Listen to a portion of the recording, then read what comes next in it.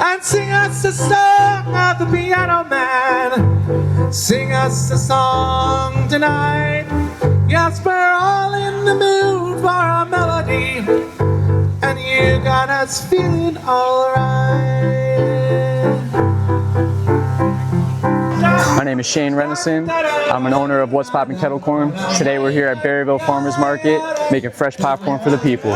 One of those events where it's like, it's really quick, it's only a couple hours, so we show up, you know, we show face. Today we're lucky, it's a beautiful day, the weather's great. So even when it's not that busy, you know, we're here, and I'm grateful to be outside with good people, good vendors, vibes, you can't beat it. For 20 years, we've made kettle corn, and for 21.5 years, we told people that wanted regular popcorn, just salted popcorn, that we simply can't make it. And then last year, a light bulb went off and said, why don't I offer salted popcorn as well? So we started this year actually advertising salted popcorn with kettle corn, so we have multiple options. And I've been eating the kettle corn for 20 years. I still eat it, so I know I'm biased, but I think it's a great product. And I might even say the salted popcorn, it's probably not as good as the classic kettle corn, but it is right there. Had somebody recently try the regular salted popcorn and say it was one of the best popcorns they ever had. So we're starting to get some good reviews with that. I'm just grateful to be selling something simple, you know. It's, I think in the world we live in, 2026, everything has become so complex. I'm grateful to have something that's just simple, honest, and just good, you know. It's popcorn. Everybody likes popcorn. What's Poppin' started in 2004. My dad, he was a New York State correction officer. He was about to retire, and he was retiring young. He knew he was going to be bored, so he was like, I got to find a side hustle to do in retirement. And I was young at the time, but he came home, talked it over with the family, decided, let's start making kettle corn.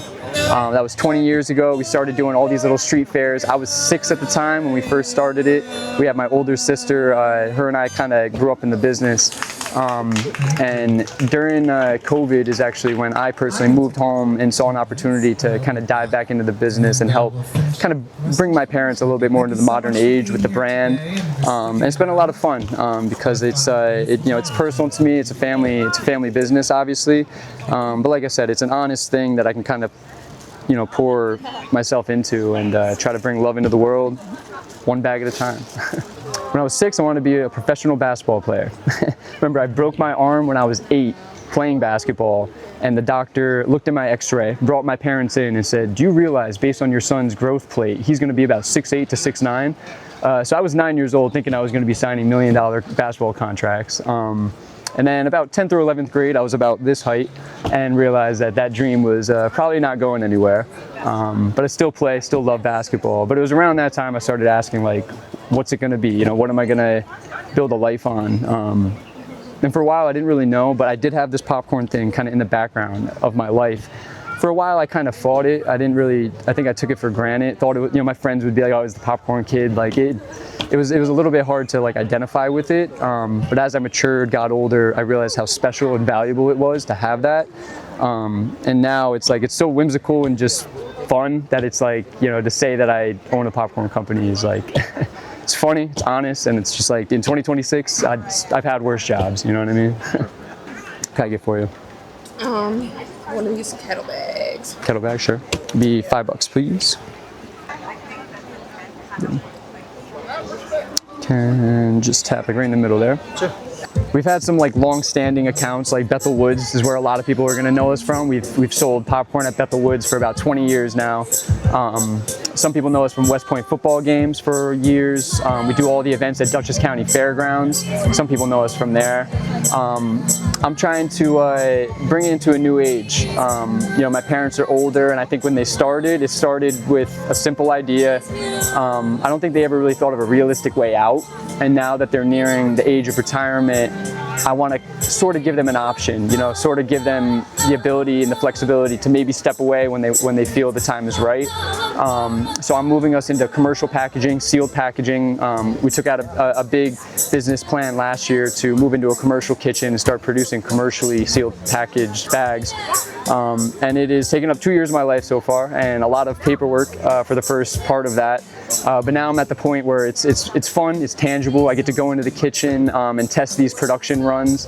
And there's a lot of logistics with that still kind of need to shake out, but you know, I'm at the point where I'm showing up to stores, giving samples out, being able to really talk about the brand in a way that was never possible before. So it's cool. I'm hoping a few more years going the way we're going, maybe my parents can, you know, have that conversation of like, hey, maybe it's time we tap out. And then when that time comes, there's still a brand that can exist beyond them, and their legacy can kind of live on in these bags and these, you know, hats, in the image that started with just a simple idea that my dad had, you know. It's coffee day. So we're gonna start up a batch here. We're gonna get some fresh corn oil. A lot of popcorn companies will use a cheaper oil, either soybean or some other alternative, because corn oil is more expensive, but it makes for a richer, more full-bodied kettle corn. So it's worth the extra cost. That's the secret to What's Poppin Kettle Korn. We spend more on ingredients, and it results in a better product, just like anything else. So what we're gonna do, we're gonna start with the popcorn, put that into the oil. We're gonna stage some sugar, so it's already ready for us. We're gonna stir this up, and you're gonna let the popcorn and the oil just gonna sit together for a while. Let that sugar kind of set in here.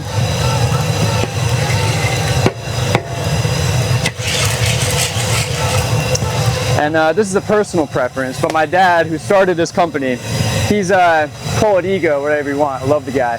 He got cut off sleeves. He's out here, sunglasses and everything. He likes the whole show of it. I am the opposite. I like to be covered head to toe because this is not a very fun job, which you're about to see. What's up, brother? Want to grab a bag?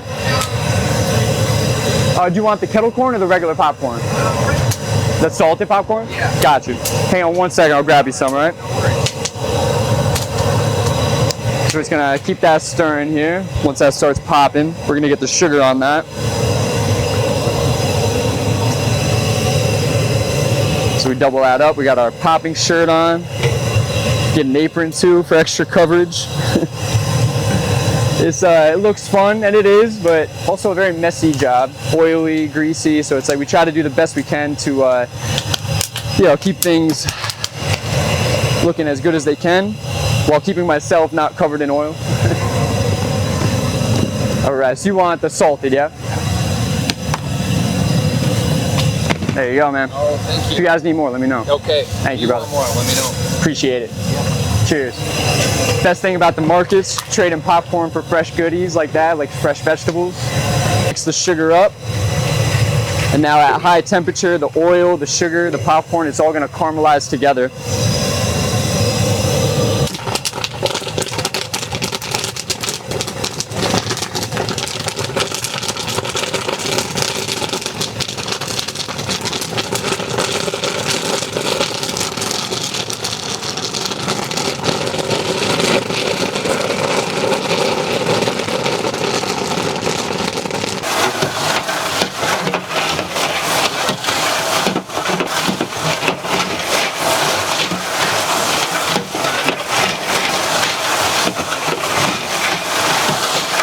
Days like this stays hot for so long.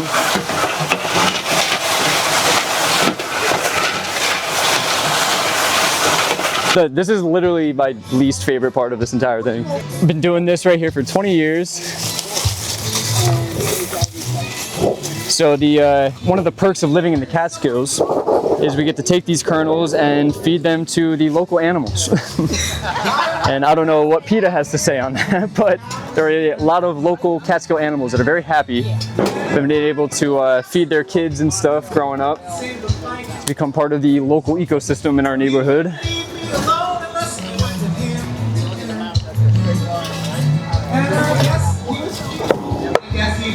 So this is all the unpopped kernels that we save.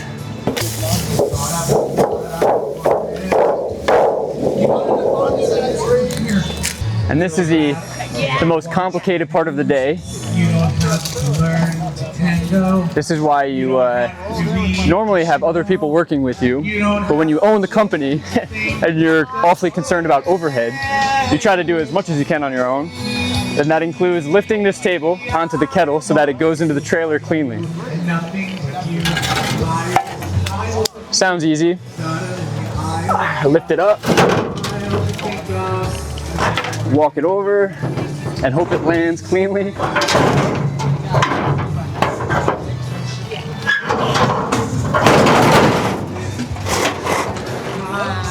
Ta-da! So, some people meet me making popcorn and they say, oh, that's pretty funny, that's pretty random. I'm like, yes, but what's also random is not only do I own a popcorn company, but I'm also a musician. And some days, popcorn and music overlap in a very complicated manner. Today is one of those days. So it's a beautiful problem to have, but I have to wrap up here at Berryville Farmers Market and then switch gears, change faces, and then go pick up a guitar and sing to a bunch of people at Beaver Jam Music Festival over in Mountaindale tonight. So that's at 4 p.m. It's just about 1 p.m. right now, so let's see if I can make it there on time.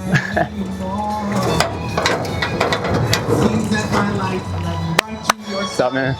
Want to take some bags? I have a ton. And sing us the song of the piano man. Happy birthday, brother. Cheers, man. Almost ready to rock here at Beaver Jam. Yo, guys, we'll come introduce you to somebody real quick. This is Kento. He's a journalist. He runs some magazines, some companies. So he's just gonna be capturing some content for us. This is Rigo. He's playing bass today. This is Jacob holding it down on drums. And then actually our guitarist is up there because he's playing with every band today. So we finish off the popcorn. We try to squeeze in a shower to change our appearance, and then pick up a guitar and go into my second life. And that's 3 songs of me playing acoustic, and then I'm gonna take the acoustic off and set it on this stand.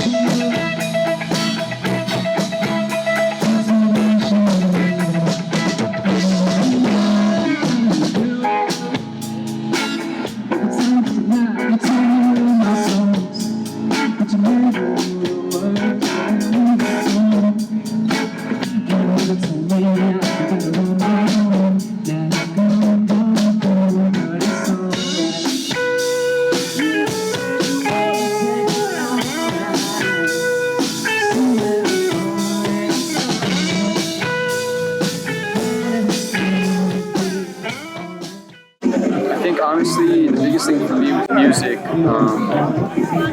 was not worrying about how to monetize it. Growing up with the kettle corn, I grew up with a business mind, so I'm always figuring out how to monetize, how to commercialize things, how to optimize, make everything efficient, and try to sell it. And I was doing that with the music for a while, and it got to the point that it was just never good enough for me. So my biggest challenge was learning how to make music for me, not so much worrying about what other people think, what other people say, just making it for my own soul. It's easier said than done when you're trying to afford music, especially in 2026. But that's where the popcorn plays a big role, where I'm able to use the popcorn to balance my music funding. And it's gotten to the point where I can afford to make my own projects. I have a good team around me. I can do everything in-house. And I'm grateful. And I think the biggest thing for me was having to take my mind off the money and just just trusting that the work is the work and that's enough. I don't know where it's going to go, what it's going to lead to. Maybe it never leads to anything, but I know in 30 years I'll be able to look back, listen to these songs, see the projects, the visuals, the photos, and I just want to go to bed each night knowing that I did myself justice. I can bring popcorn together. I think with both of those things, I can build a pretty good life, hopefully. Love the Catskills, and I feel I'm slowly but surely. What's up, brother? How'd that sound? It's good? To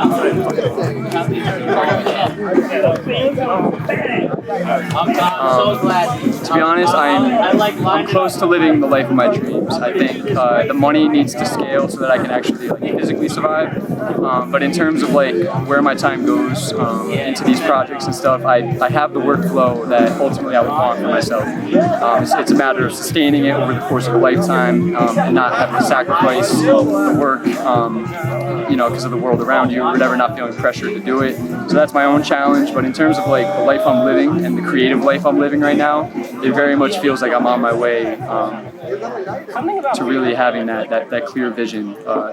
Even when I was a kid, of what I wanted to do, and I didn't really know at the time, but I wake up every day now and I'm busy and it's crazy, but it feels real. To be honest, the way I see it, man, in 2026, you can't just do one thing anymore. I always think of my grandparents. They were able to get a job they liked, buy a home, raise a family, and it was more simplistic. Our generation is dealing with a new set of challenges that's requiring more of us. So the way I see with the popcorn, the music, and other things that I do in my life, it's all a matter of, what's up, brother? It's all a matter of making it all balanced, so that I'm not just doing one thing, not putting all my eggs in one basket. Because I think COVID was a good example of you can't really bet on anything. The world's always going to change on a dime, and it's a matter of building a life for yourself that's sustainable on your own terms. Because the world, it's proven over and over again, people don't care about you. You gotta care about yourself, care about others, and do what you can to bring love into this world. And it doesn't have to be one thing anymore. You can choose multiple disciplines, you can commit time to multiple things. And it's a matter of making it all fit together and piece together to create, the life that's in your head. I always say one thing that I would sum it up like this. My friend told me this recently, because I told him, it's been a couple of years of being spiritually connected to myself but not really seeing the results in my life. And I told him recently, I was like, it's starting to feel real. It's starting to feel like I have the life that I was envisioning in my head. And he was like, brother, what that means, your external world is starting to match your internal world. And that really stuck with me because that feels pretty close to the truth, where inside I'm spiritually grounded and I understand how fragile this whole life is. And now my external world is starting to reflect that love, it's starting to reflect that peace, that stillness, and I can pour myself into these multiple disciplines while remaining grounded through it all. I always tell people, if I can do it, if I can build a life for myself with multiple things, it's possible for anybody. So I try to encourage people to explore things. Don't be afraid to experiment. Don't worry about what people are going to say. If you want to pick up a soccer ball, do it. If you want to start painting, do it. I always say, I might not be the best popcorn maker, I might not be the best musician, but I can be the best popcorn maker / musician.